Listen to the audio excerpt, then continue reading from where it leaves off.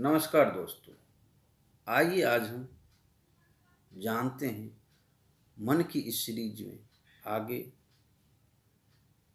कल हमने जाना सुपर कॉन्शियस माइंड के बारे में।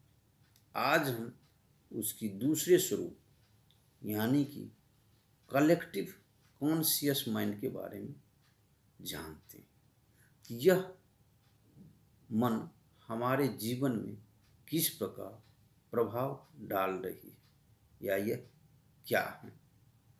तो जैसा कि हम जानते हैं, यह कलेक्टिव कॉन्शियस माइंड, इसे हम कुछ उदाहरणों के द्वारा समझ सकते हैं। जैसे कि हम देखते हैं कई बार ऐसा होता है कि अचानक सा कोई गाना हमें बहुत ही अच्छा लगता है। केवल हमें ही नहीं, वो देखते हैं कि ये गाना रातों रात पूरी तरह से छा गई, यानी यह व्यक्तियों के समूह द्वारा इस गानों को बहुत ही पसंद किया गया जा रहा है। यानी एक समूह इस चीज को जानता है और इससे प्रभावित होता है। या कई बार हम ऐसा देखते हैं कि कोई नेता कोई संवाद या नारा देते हैं और वो संवाद या नारा हर व्यक्तियों की जुबान पर आ जाता है। तो ये सब क्या है? कहने का तात्पर्य यह है कि वह जो व्यक्ति में ये यानी जिस व्यक्ति में ये कलेक्टिव कॉन्शियस माइंड एक्टिव होता है, यानी कहने का तात्पर्य ये सब में हर किसी में मौजूद है। ये नहीं कि हमारे अंदर मौजूद है और आपके अंदर नहीं। ये कलेक्टिव कॉन्शियस माइंड हर किसी व्यक्ति के अंदर मौजूद है। अब होता ये है कि ये किसी का कमजोर होता है और ये किसी का मजबूत होता है, लेकिन होता है सभी के अंदर। क्या बार आप देखते होंगे, कई बार हम देखते हैं और महसूस भी करते होंगे कि कई बार जब कोई व्यक्ति कुछ बोल रहा है या कुछ हम देख रहे हैं, उससे हम बहुत ज़्यादा प्रभावित होते हैं। जैसे हम एडवर्टाइज देखते, टीवी में आ रहा है, कहीं हम देखते विज्ञापन जो आ रहा है, वो विज्ञापन में दिखाता है ये चीज़ आप लो, इससे आपको इतना अच्छा होगा, ये आपके जीवन को इस तरह से प्रभावित कर लेगा। तो क्या होता है, हमारे दिलो दिमाग पर उस चीज़ को छा जाता है। केवल हमें ही नहीं, हमारी उस चीज़ को समाज में हर व्यक्तियों के प्रति हो जाता है। हम देखते हैं कि हम धार्मिक अनुष्ठान में सब इकट्ठा होते हैं और चर्चा करते हैं। यानी जहाँ पर भी व्यक्ति समूह में इकट्ठा होता है, उस चीज़ से प्रभावित होता है, वो कलेक्टिव कॉन्शियस माइंड की वजह से होता है। हमें इस चीज़ को समझना है, जिस व्यक्ति में ये कमज़ोर है कलेक्टिव कॉन्शियस माइंड, तो वह व्यक्ति बहुत जल्द ही उस व्यक्तियों के प्रभाव में आ जाता है। कई बार हम देखते हैं, हमें वो चाहिए न चाहिए, हमें उससे नहीं प्रभावित है, परंतु वो चीज़ हम ले लेते हैं। इसकी वजह क्या है?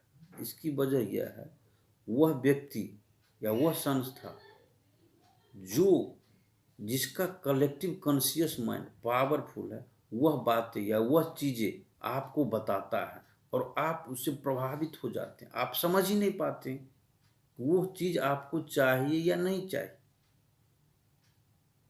तो हमें इस ओर ध्यान देना है और जागरूक रहना है कि क्या वास्तव में वो हमें चाहिए या नहीं चाहिए, ज़रूरत है उस चीज़ की या नहीं है। तो इस तरीके से हम अपने इस कलेक्टिव कॉन्शियस माइंड को जागरूक रख सकते हैं, जिससे हमारी ज़िंदगी में कई तरह के होने वाले नुकसान से हम बच सकते हैं। इसका हम दूसरी तरीके से देख सकते हैं कि आज देखते होंगे जैसे कि हम बीमारियां चल रही हैं, कई तरह की बीमारियां, और लोग जब जाते हैं किसी डॉक्टर के पास, वो आपको बताते हैं ये प्रोटीन से, ये विटामिन से, ये सब लो, और हमें पता ही नहीं होता वो हमें चाहिए नहीं चाहिए, वो लिख देते हैं और हम उसमें आ जाते हैं। जब हम जाते हैं किसी पंडित जी के, हर काम में हम देखिए हर पंडित जी को, यानी जन्म से लेकर मरण तक हर जगह हमें पंडित जी को हम बुलाते हैं और करते हैं। और पंडित जी हम लोगों का शोषण कैसे करते हैं, भाई इसमें भी आपको दक्षिणा, हर एक काम में दक्षिणा, यानी व्यक्ति का शोषण कर रहे हैं। किसी भी चीज में देखिए, कोई धर्म के नाम पे, तो कोई जो है आपको स्वास्थ्य सही करने के नाम पर, कोई शिक्षण संस्था चला रहा है आपको बच्चों को अच्छी शिक्षा देने के नाम पर। आप हर तरफ देखिए, अपने चारों तरफ आप देखेंगे कि यह हमारे ऊपर बहुत ज्यादा हावी हो रखा है। तो हमें जीवन में इनसे बचना है, अन्यथा हम इस कलेक्टिव कॉन्शियस माइंड जिसका मजबूत है, तो वो मजबूत वाले की कमजोर वाले वो पूरी तरह से उसमें फंस जाते हैं और अपने जीवन को पूर्ण रूप से शोषित होने देखते हुए रह जाते हैं और कुछ नहीं करते। तो इस प्रकार से आप जागरूक रहिए और ध्यान रखिए कि हमें कब क्या और किस चीज की जरूरत है। उससे क्या हुआ, तो आपका जो कलेक्टिव कॉन्शियस माइंड कमजोर है वो मजबूत होगा। तो आपको अपने कलेक्टिव कॉन्शियस माइंड को मजबूत करना है, जिससे आप अपनी मंजिल तक आसानी से पहुंच सकते। अन्यथा आपके समाज में जो ये चल रहे हैं, हम उसमें फंस जाएंगे और फंस रहे हैं।